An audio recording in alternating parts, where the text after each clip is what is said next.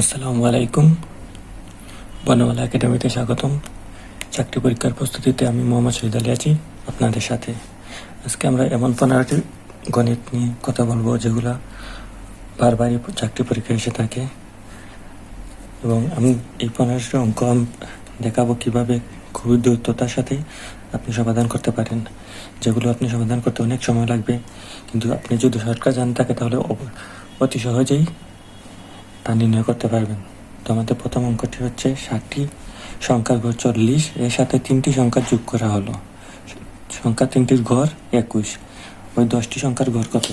তাহলে 60টি সংখ্যার ঘর যদি 40 হয় তাহলে টোটাল হবে 280, এবং নতুন যে 3টি সংখ্যা, ওই 3টি সংখ্যার ঘর যদি 21 হয় তাহলে ওই 3টি সংখ্যা হবে 3 21 63।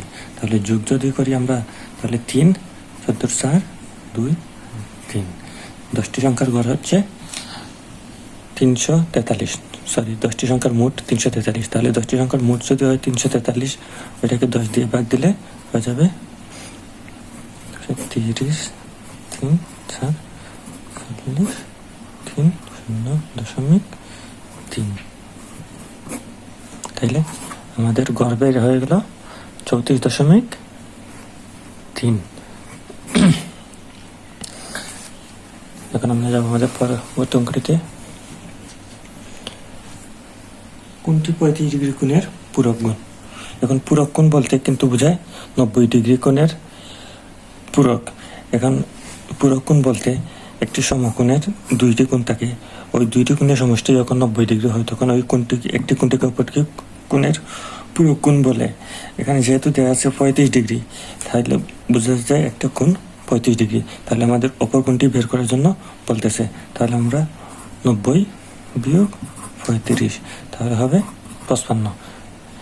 তাহলে আমাদের সমাধানটি হয়ে গেল 55।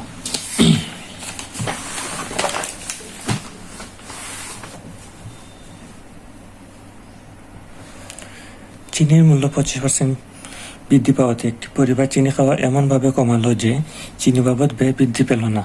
ওই পরিবার চিনি খাওয়া শতকরা কত কমালো? এখানে এই 25% বৃদ্ধি পেয়েছে, এরকম যত অঙ্কগুলো থাকবে বৃদ্ধি পাওয়া, দাম বৃদ্ধি পেলে খরচ কত % কমাতে হবে। সকল অঙ্কের একটি নিয়ম, আমরা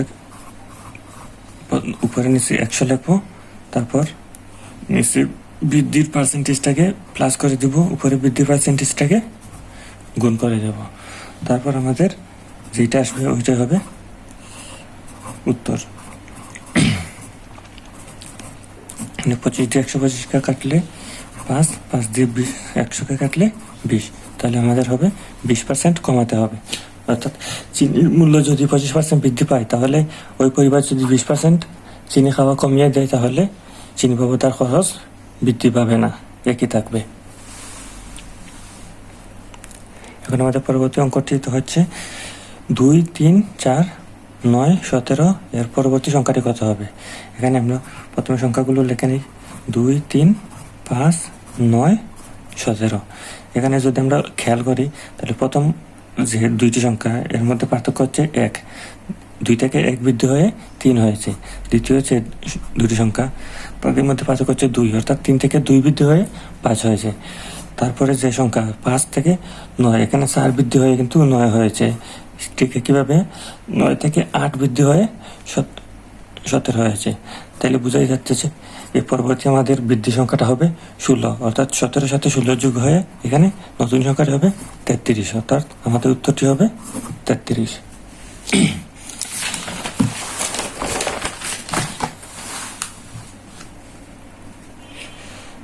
এখন আমাদের 5 নম্বরের অঙ্কটি।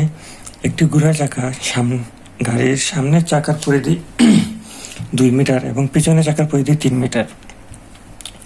কমপক্ষে কত দ্রুত অতিক্রম করলে সামনের চাকা পিছনের চাকার অপেক্ষা 10 বার বেশি ঘুরবে? এখানে আমাদের প্রথমে লসাগু বের করে নিতে হবে। যেহেতু একটি চাকার লসাগু পরিধি 2 মিটার এবং অপর চাকাটির পরিধি 3 মিটার, সেহেতু আমাদের এই 2টি লসাগু নির্ণয় যদি করি তাহলে হবে 6 মিটার। অর্থাৎ প্রতি 6 মিটার যখন অতিক্রম করবে তখন এই সামনের চাকাটি পিছনের চাকা থেকে 1 বার বেশি ঘুরবে। অর্থাৎ একবার বেশি যদি করে 6 মিটার গেলে তাহলে 10 বার বেশি ঘুরবে, অবশ্যই 6কে 10 দিয়ে গুণ দিলেই আমাদের উত্তরটি পেয়ে যাব। তাহলে যখন 60 মিটার অতিক্রম করবে তখন সামনে চাকাটি পিছনে চাকা থেকে একবার বেশি 10 বার বেশি ঘুরবে। আমাদের পরবর্তী অঙ্কটি হচ্ছে একটি আয়তাকার ক্ষেত্রের দৈর্ঘ্য 20% বৃদ্ধি এবং 10% হ্রাস করা হলে ক্ষেত্রফলে শতকরা কত পরিবর্তন হবে। এখানে আমরা প্রথমে ধরে নিব আয়তাকার ক্ষেত্রটির দৈর্ঘ্য 10, প্রস্থ 10, তাহলে 10 দিয়ে 10কে গুণ করলে 100, কারণ আমরা জানি আয়তাকার ক্ষেত্রের ক্ষেত্রফল সমান দৈর্ঘ্য পূরণ প্রস্থ। এখানে 10 দিলে যেহেতু বর্গক্ষেত্র হয়ে যায় তবুও সমস্যা নেই, আয়তক্ষেত্র একটি বর্গক্ষেত্র। তাহলে এখানে বলছে দৈর্ঘ্য 20% বৃদ্ধি, অর্থাৎ এই দৈর্ঘ্যটার সাথে 20% বৃদ্ধি, 10 এর 20% হচ্ছে 2। ক্ষেত্রে বলছে প্রস্থ 10% হ্রাস, অর্থাৎ 10% হচ্ছে 1, অর্থাৎ বিয়োগ করতে হবে 1। তাহলে আমাদের নতুন দৈর্ঘ্যটি হবে 12 এবং প্রস্থটি হবে 9। তাহলে আমাদের 12 পূরণ 9 সমান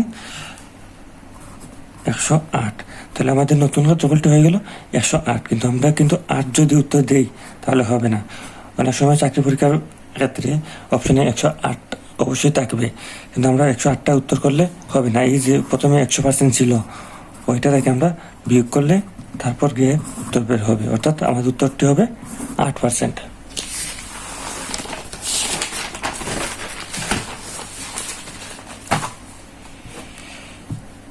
এখানে বলছে a square plus 1/a square সমান 51 হলে a প্লাস 1/a সমান কত। এটা যদি আমরা শর্টকাট নিয়মে দেখি তাহলে আমরা কি করব, এই যে মানটা আছে ওই মানটা থেকে 1 বিয়োগ করে রুট করব, অর্থাৎ এই যে যদি a square plus b square থাকে, যে a square plus 1/a square সমান 51, তাহলে a প্লাস 1/a এর মান কত।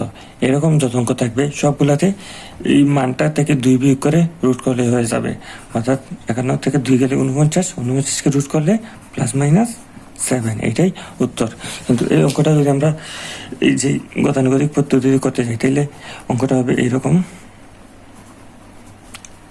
সমান 51 বা a plus 1/a whole square plus 2a b সমান 51, বা এখানে a প্লাস 1/a এই a কাটা 1/a হোল স্কয়ার প্লাস 2 সমান 51, বা a plus 1/a whole square সমান 51 মাইনাস 2, বা a প্লাস 1/a সমান 49, বা a প্লাস 1/a সমান এখানে স্কয়ার বাদ এখানে এটা হয়ে যাবে রুট, অর্থাৎ a প্লাস 1/a সমান +-7। কিন্তু আমাদের এই আমরা যখন পরীক্ষায় যাব তখন কিন্তু আমাদের এই এতটুকু অংশ করার সময় থাকবে না, তাই আমাদের সবগুলো অঙ্ক শর্টকাট পদ্ধতি জানা থাকতে হবে। তাই আমরা এই শর্টকাট পদ্ধতিতেই অঙ্ক করার চেষ্টা করব। এখন আমাদের 8 নম্বর অঙ্কটি চলে এসছে।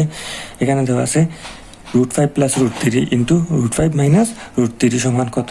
এখানে বোঝা যাচ্ছে যে a plus b into a minus b এই সূত্রটি পড়ছে।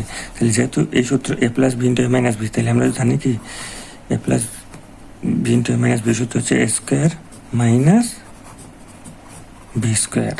এখানে √5 স্কোয়ার করলে √a স্কোয়ার কাটা 5 মাইনাস √a স্কোয়ার কাটা 3 সমান 2, উত্তর 2।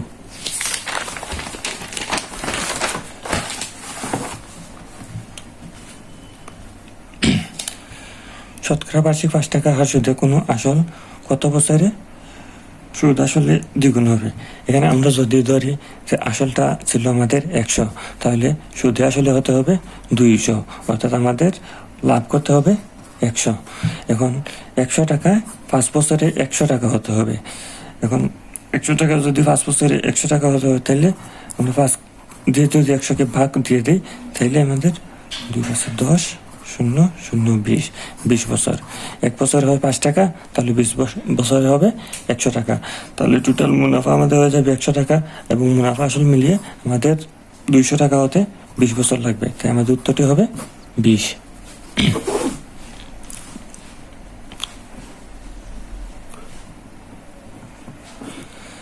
এখন আমাদের 10 নম্বর অঙ্কটি হচ্ছে, একটি চতুর্ভুজের 3 কোণের সমষ্টি 280 ডিগ্রি হলে চতুর্থ কোণটির মান কত? আমরা জানি যে চতুর্ভুজের 4টি কোণের সমষ্টি 360 ডিগ্রি। এটা যে কোনো চতুর্ভুজই হোক না কেন, এটা আমাদের 4টি কোণের সমষ্টি কিন্তু অবশ্যই 360 ডিগ্রি হবে। যেহেতু 3টি কোণের সমষ্টি 280 ডিগ্রি দেওয়া আছে, তাইলে 360 থেকে এই 280 আমরা বিয়োগ করব, তাহলে 80 ডিগ্রি। এটা আমাদের উত্তর, 80 ডিগ্রি।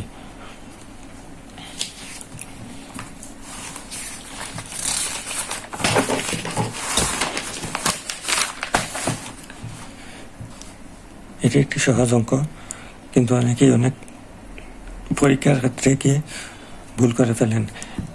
0.02, 0.002 পূরণ 0.001 সমান কত? এই 3টা দশমিকের সংখ্যাকে আমাদের গুণ করতে হবে। তাহলে আমাদের প্রথমে দেখতে হবে সংখ্যাগুলো কি আছে, 2, 2 এবং 1, এবং 2 দিয়ে 2কে গুণ করলে 4। এখন আমরা কি করব, এই দেখব দশমিকের পর টোটাল কতটি সংখ্যা আছে। এখানে আছে 2টা, এখানে আছে 3টা, 5টা, এখানে আছে 2টা, 7টা। অর্থাৎ আমাদের দশমিকের আগে 7টা সংখ্যা হতে হবে, কিন্তু এখানে আমরা অলরেডি একটা পেয়ে গেছি, তাই আমরা 6টা শূন্য অ্যাড করে নেব। 1, 2, 3, 4, 5, 6। আগে একটা দশমিক দিয়ে একটা শূন্য দিয়ে দেবো, তাহলে আমাদের এটা হবে উত্তর। এখন আমাদের 12 নম্বরটি অঙ্কটি দেখব, যে 1 থেকে 71 পর্যন্ত সংখ্যাগুলোর গড় কত? এখন যে কোনো ক্রমিক সংখ্যার যদি গড় বের করতে বলে, তাহলে প্রথম এবং শেষ সংখ্যাটিকে যোগ করে 2 দিয়ে ভাগ। 71কে 1 দিয়ে যোগ করলে 72 সমান 2 সমান 36। তাহলে আমাদের গড় বের হয়ে যাবে 36।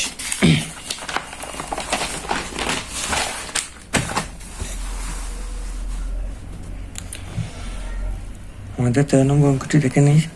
একটি দ্রব্য 380 টাকায় বিক্রয় করে 20 টাকা ক্ষতি হয়, ক্ষতির শতকরা হার কত?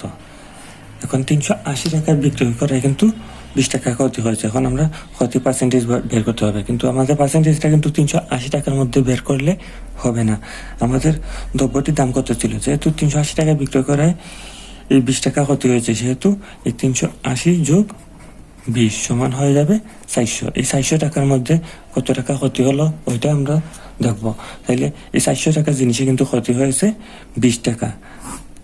তাইলে আমার শতকরা বের করতে হবে, অর্থাৎ 100 টাকা কত টাকা ক্ষতি হলো।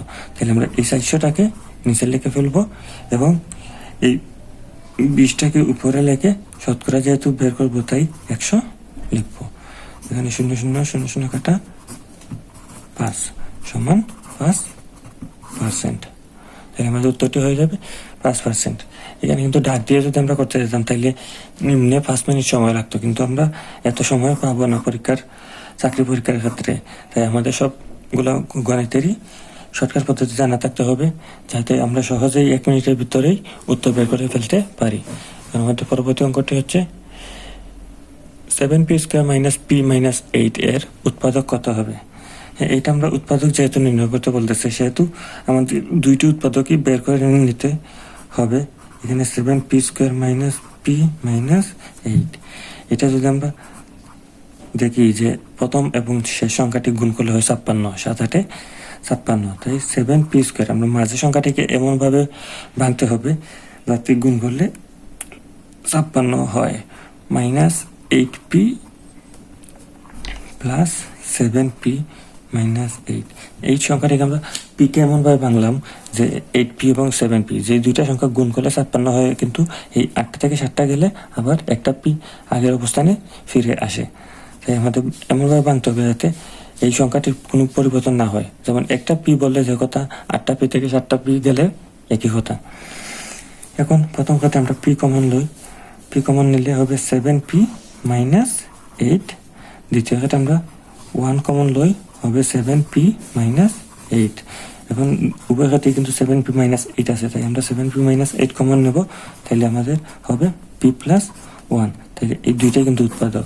কিন্তু যদি চাকরি পরীক্ষায় দেখেন যে অপশনে এদের মধ্যে একটি উৎপাদক বের করার কথা বলতেছে এবং এই দুইটার মধ্যে যে কোনো একটা অপশনে আছে, তাহলে যেইটা থাকবে ওইটাই উত্তর হবে।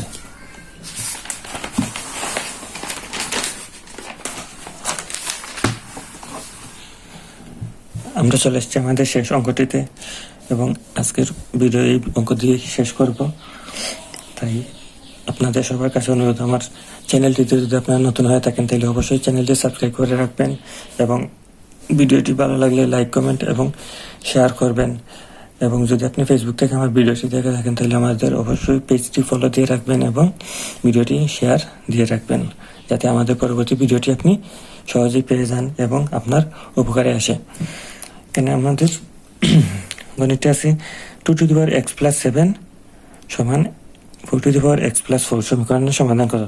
এভাবে সমাধান যদি নির্ণয় কথা বলা হয় তাহলে এই যেই অক্ষরটি আছে ওই অক্ষরের মান বের করতে হবে, অর্থাৎ এক্স এর মান বের করতে হবে। এখানে আমরা প্রথমে ডাকটা লিখে নিই, x⁴ 2x+7 সমান 4x+4, বা এখানে যেহেতু 2x+7 আছে ওইটাকে আমরা জায়গায় রাখি 2x+7 সমান এই 4কে আমরা ভেঙে লিখতে পারি 2 স্কোয়ার ইন্টু 4+x+4, বা এই 2x+7 জায়গায় এই 2 জায়গায় এই পাওয়ারে কিন্তু গুণ হবে। পাওয়ার উপরে পাওয়ার থাকলে অবশ্যই পাওয়ারে গুণ হয়। 2 দিয়ে যদি আমরা x-কে গুণ করি 2x প্লাস 2 দিয়ে 4কে গুণ করলে 8, বা উভয়ঘাতে যেহেতু আমাদের এর চলকটা সেম সেটা আমরা চলকটা বাদ দিয়ে দিতে পারি, অর্থাৎ x+2x+7 সমান 2x+8। এখন আমরা সাইড চেঞ্জ করতে পারি, 2x+8 সমান x+7। এখন x আমরা এখানে করবো, এই x যদি x জায়গা করি তাহলে হবে 2x - x সমান 7 - 8, বা এই 2x থেকে একটা x গেলে থাকবে একটা x এবং 7 থেকে 8 গেলে থাকবে -1, অর্থাৎ আমাদের উত্তরটি হবে -1। তো প্রিয় চাকরি প্রত্যাশী ভাই ও বোনেরা, আজকে ভিডিওটি এখানে শেষ করছি। যদি আমার ভিডিওটি ভালো লাগে অবশ্যই লাইক, কমেন্ট করতে ভুলবেন না এবং আপনাদের কোনো মতামত থাকলে তা অবশ্যই কমেন্ট বক্সে জানাবেন। এবং যেহেতু এটা আমার প্রথম ভিডিও তাই 15টি অঙ্ক দিয়ে শেষ করলাম, এবং ভিডিওটি কেমন লাগলো অবশ্যই মতামত দিবেন এবং আমাদের ভিডিও সম্পর্কে কোনো মতামত থাকলে অবশ্যই জানাবেন যে ভিডিওটি কত মিনিটের হবে, এই 20 মিনিটের হবে নাকি আরও ছোটো করব নাকি আরও বাড়িয়ে দিব। আপনাদের মতামতের ভিত্তিতে আমি ভিডিও বানানোর চেষ্টা করব ইনশাল্লাহ। এবং গণিতের ভিডিও দিলে বেশি ভালো হয় নাকি সকল সাবজেক্টের ভিডিও দিলে ভালো হবে সেটাও জানাতে ভুলবেন না। তাই অবশ্যই আপনি আপনার মতামতটি কমেন্ট বক্সে দিয়ে যাবেন এবং ভিডিওটি ভালো লাগলে আপনার বন্ধুদের সাথে শেয়ার করবেন। এবং যদি মনে করেন ভিডিওটি আপনার কোনো কাজে আসছে না কিন্তু আপনার বন্ধু কাজে আসতে পারে, তাহলে আপনার বন্ধুকে অবশ্যই আমার চ্যানেলটি বা পেজটির লিঙ্ক দিবেন এবং সাবস্ক্রাইব করতে বলবেন। তো আজকের মতো এখানেই বিদায়। আসসালামু আলাইকুম।